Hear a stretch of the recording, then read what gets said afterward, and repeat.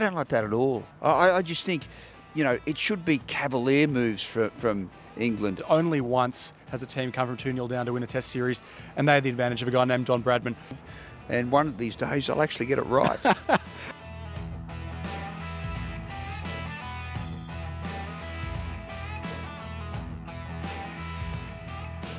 Welcome to the Code Cricket Show, brought to you by Edgell, and we're here at the Gabba, a couple of days out from the second Ashes Test, here with Crash Craddock. The scene is set. There's been some big news on the team front from both teams today. Before we get to that, Crash, some very sad news today coming through in relation to English cricket. Indeed, Dan, the death of Robin Smith. The Judge was his nickname because of his hairstyle, which looked like a judge. Wonderful batsman, died in Perth today.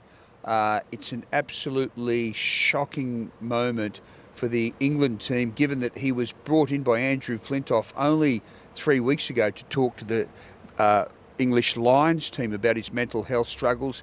He spoke to 3 of the journalists in Perth about the days when he drank a bottle of vodka a day for 12 years, had cirrhosis of the liver, his mental health challenges, and in those interviews, he seemed like a man on the way back, which makes this especially tragic, Dan, I have to say. Yeah, no, it does throw a pall over this test to a degree. Crash, you've covered a fair bit of his career. What do you remember of him as a cricketer and a player and his legacy on that front? He had one dam-busting series against Australia in 1989, which, of course, Australia won in a landslide. That was when it all turned around, Alan Border's team. But Robin Smith was the guy they just couldn't get out. He scored more than 500 runs at an average of 60 with these big axeman's arms hitting square cuts to the fence. And his next two, he never won an Ashes series, and his next two weren't as good. Because of a guy called Shane Warne came along and he admitted in the dressing room, he said, I just can't read this bloke, But a really fine player, and this is enormous sadness. No, for sure, Crash. Very, very well put. And obviously our thoughts go out to Robin's friends, family and the broader cricket community and those who knew him. It seems almost irrelevant when you're talking about something like this, but we are obviously here ahead of a big Ashes Test. And a very big news day today, Crash, with the news about, well, it was probably only half an hour before Scott Boland was due to front the media that word came through from the Australian camp that, and it had been the big talking point in the build-up to this test, pretty much since, well, almost during the Perth test, but certainly since what was going to happen with Usman Khawaja, who's been never far from the headlines in the last week or so. He's been ruled out with a back injury. He hasn't been ruled out definitively of the series just yet, but you'd have to say it's pretty unlikely he's going to play another test at this stage.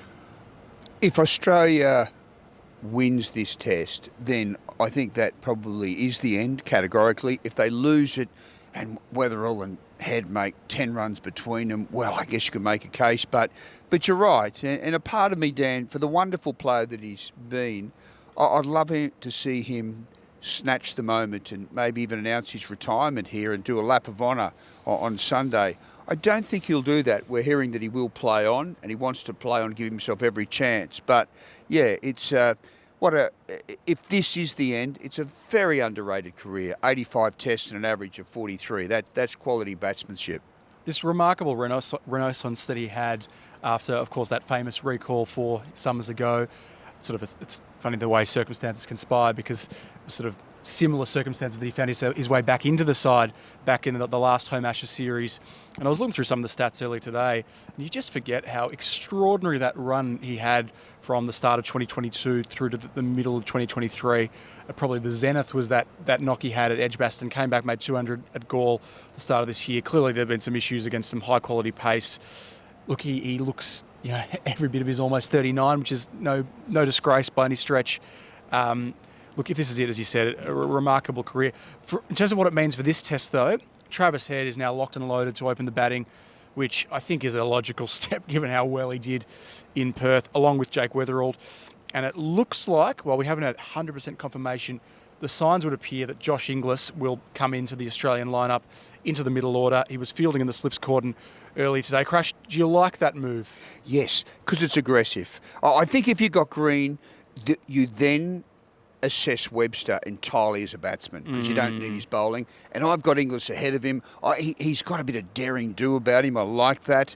As opposed to England, who promoted Will Jacks, the batsman and occasional spin bowler. I don't like that at all. I just think, it should be cavalier moves from England. I mean, how's he going to take wickets? Or, what impact could he make, down the order at number 9, is he? But I just think I didn't like that move at all, Dan. Yeah, look, it feels a very horses for courses move in the sense that they're expecting a pretty rapid game here at the Gabba.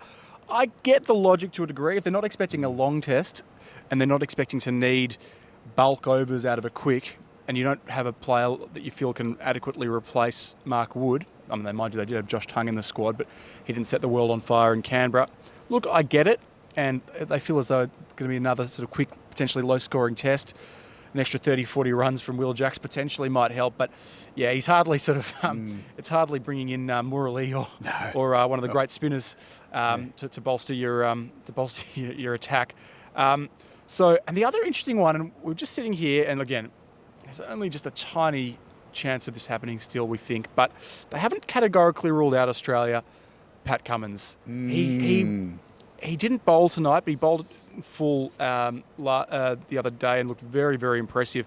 But he was going out to bat, and I just wonder if there's no chance of him playing, you probably wouldn't be having a bat a couple of nights out from a test match because if you don't think you're going to play, you don't need to be practicing your batting against the pink ball under lights. Now, I might be wrong, but even when Scott Boland in front of the media, he said he said something to the effect of, I'm not sure we have an answer on that yet. Yeah.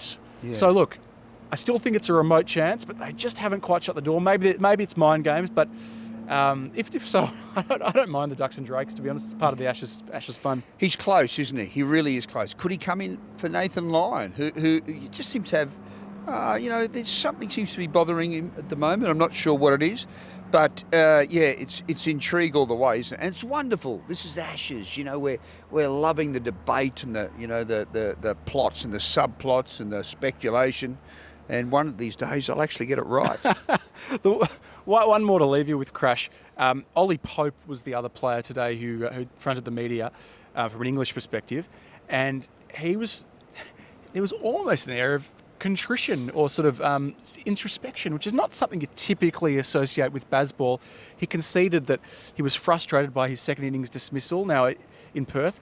Now maybe a slightly slower learner than you would hope, but he sort of said that they would try to take things out. I mean, his drive on the up really set the rot, started the rot for England in that second innings debacle in Perth. Do you think they're going to learn, Crash? They have to, and here's why. Because day-night tests have 3 different conditions: daylight, dusk, and night. It's a game of adaptability, and if you don't adapt, you just can't win. It's just it's a game of nuance and realising that things are changing here. If they're going to float along in 4th gear all the time, it's just not going to work. So I think they have to adapt, but then you run the risk of half adapting and sort of poking and that. But it's going to be good. No, for sure. It's my favourite stat in cricket, or one of my favourite stats in cricket. In almost 150 years of Test cricket and myriad 5 Test series, only once has a team come from 2-0 down to win a Test series, and they had the advantage of a guy named Don Bradman. So that was Australia in 36-37. So if England don't win here, unless they draft in Don Bradman, they're cooked. So those are the stakes. Well done. And one last thing I'd like to say, I really do think when he retires, Khawaja, whenever that is, will be one of the next outstanding television commentators. I think he'll bring an insight there that we haven't heard before, and Fox Sports are very lucky to have him. Concur with that. We'll look forward to seeing you soon.